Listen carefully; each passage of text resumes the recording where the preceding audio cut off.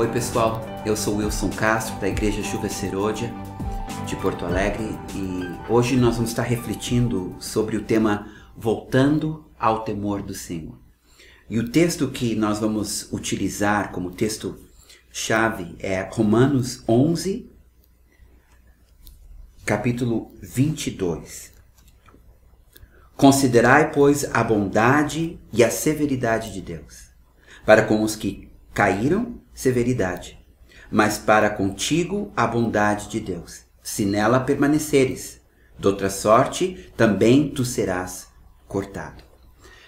Sabe, gente, um movimento começou nos Estados Unidos alguns anos atrás, chamado de movimento hipergraça.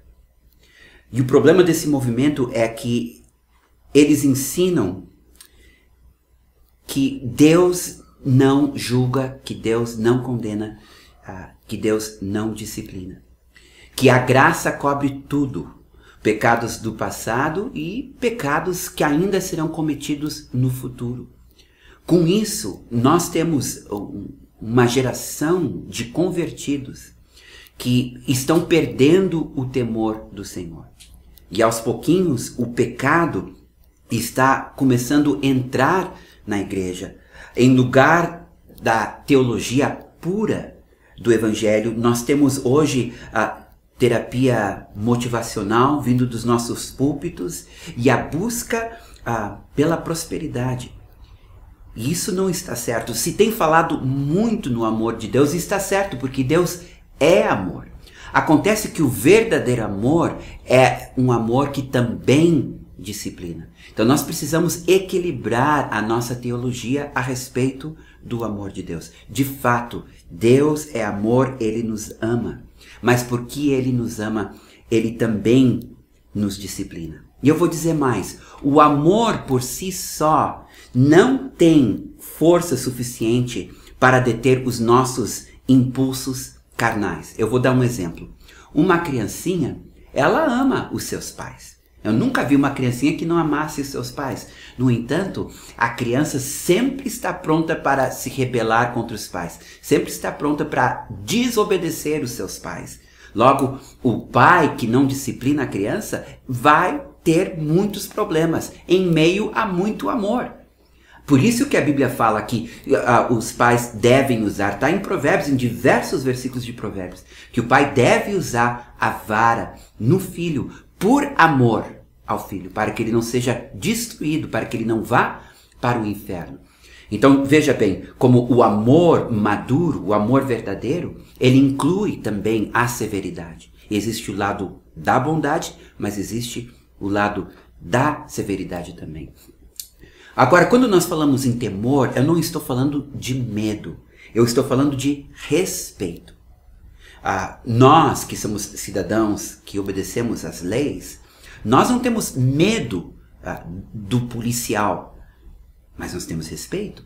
Nós não temos medo do nosso chefe no nosso trabalho, mas nós temos respeito. Ou seja, porque eles têm o poder de nos sancionar, de nos disciplinar, caso nós desobedecemos alguma lei da sociedade ou alguma norma da empresa. É isso que está faltando, eu acredito, na nossa geração hoje. É este respeito por Deus. Esse respeito pela sua palavra. E essa seriedade como devemos lidar com ele. Porque, do contrário, nós achamos que podemos pecar, confessar e voltar a pecar. Deixa eu dizer uma coisa, queridos. O confessar sem arrependimento não é válido. Porque muitos pensam assim, eu vou pecar, mas tem a graça de Deus, então eu peco, eu confesso e está tudo perdoado e amanhã eu posso voltar a pecar de novo. Como se não houvesse consequências. Bem, eu quero lembrar a vocês a vida do rei Davi, um homem segundo o coração de Deus. Deus amava Davi. No entanto, Davi, ele cometeu adultério e assassinato. E quando isso veio à tona, quando ele se deu conta dos seus pecados, a Bíblia diz que ele se arrependeu amargamente e que Deus o perdoou. Mas a Bíblia também disse que ele teve que colher os frutos daquilo que ele havia semeado. O lar dele foi destruído. Filhos mortos, filhos rebeldes. Então foi uma situação que Davi viveu por causa do seu pecado, apesar de estar perdoado. E isso está nas Escrituras. Se nós formos lá para Gálatas, capítulo 6, versículo 7, diz assim: não vos enganeis, de Deus não se zomba, pois aquilo que o homem semear, isso também ceifará. Porque o que semeia para a sua própria carne, da carne colherá corrupção. Mas o que semeia para o Espírito, do Espírito colherá vida eterna. E não nos cansemos de fazer o bem, porque a seu tempo ceifaremos, se não desfalecermos. Então aqui é um princípio bíblico de tudo aquilo que o homem semeia, ele vai colher. Se as sementes são boas, ele vai colher coisas boas. Se as sementes forem más, ele vai colher coisas más. Este princípio da semeadura não é cancelado junto com o perdão.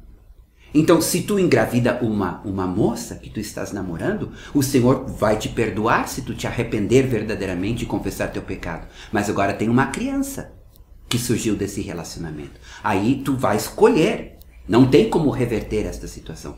Então, nós precisamos entender que todos os nossos atos têm consequências, sim. E brincar com Deus, brincar com a santidade. E isso é muito perigoso, porque às vezes nós estamos sofrendo retaliações por parte das trevas, ou então consequências por atos, decisões que tomamos no passado, que nunca foi a vontade de Deus. Deus não quer aquilo para a tua vida, mas tu trouxe aquilo sobre ti porque tu não teve temor. Porque tu não teve temor. Deixa eu ler um outro texto para vocês. Hebreus, capítulo 12, versículo 5. E estáis esquecidos da exortação que, como filhos, discorre convosco? Filho meu, não menosprezes a correção que vem do Senhor, nem desmaies quando por ele és reprovado. Porque o Senhor corrige a quem ama e açoita a todo filho a quem recebe. É para a disciplina que perseverais. Deus vos trata como filhos. Pois que filho há que o pai não corrige? Mas se estáis sem correção, de que todos se têm tornado participantes, logo sois bastardos e não filhos. Além disso, tínhamos os nossos pais, segundo a carne, que nos corrigiam e os respeitávamos. Olha a palavra respeito. Não havemos de estar em muito maior submissão ao Pai espiritual e então viveremos? Agora, escutem uma coisa. Deus não faz assim: eu vou te disciplinar hoje por causa do pecado que tu vai cometer amanhã. A disciplina, ela existe quando existe desobediência, quando existe rebeldia. Deus só disciplina quando nós estamos em necessidade de correção. Por isso que lá em 1 Coríntios 11, quando Paulo está falando da ceia do Senhor, ele diz que nós devemos julgar a nós mesmos, para que Deus não tenha que nos julgar e não tenha que nos disciplinar. E daí ele nos alerta que na igreja de Corinto havia pessoas fracas, espiritualmente fracas, pessoas enfermas, fisicamente enfermas, e não poucas que tinham morrido por causa da falta de temor, por causa da falta de reverência. Então, veja bem, coisas às vezes acontecem em nossas vidas ou em nossas igrejas por falta de temor. Lembrem de Ananias e Safira? Eram pessoas convertidas. E o pecado delas foi uma mentira que elas cometeram, achando que estavam mentindo para os homens. Mas disse Pedro que vocês estão mentindo é para o Espírito Santo. Tanto Ananias como Safira morreram por causa da sua falta de temor de Deus. O texto termina dizendo que grande temor veio sobre a comunidade cristã depois deste incidente. Nós desejamos tanto a glória do Senhor. Nós desejamos tanto o seu poder e a sua unção. Cuidado, porque junto com a glória, junto com o poder, vem a santidade de Deus. E a santidade é fogo consumidor que purifica quem está em santidade, mas que queima quem está em pecado.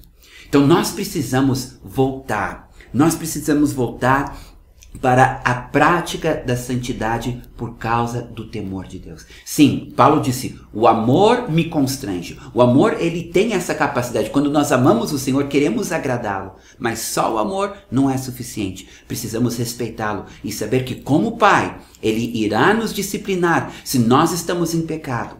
E como seres humanos, nós vamos colher aquilo que nós semearmos. Então, se a igreja voltar para este lugar de amor e respeito, então nós poderemos experimentar níveis maiores de glória, porque Deus vai poder nos confiar esta glória sabendo que não irá nos matar ou nos destruir. Se você gostou do vídeo, deixe o seu like. Inscreva-se no canal. Se você tem perguntas ou sugestões de novos temas, deixe aqui nos comentários. Tchau!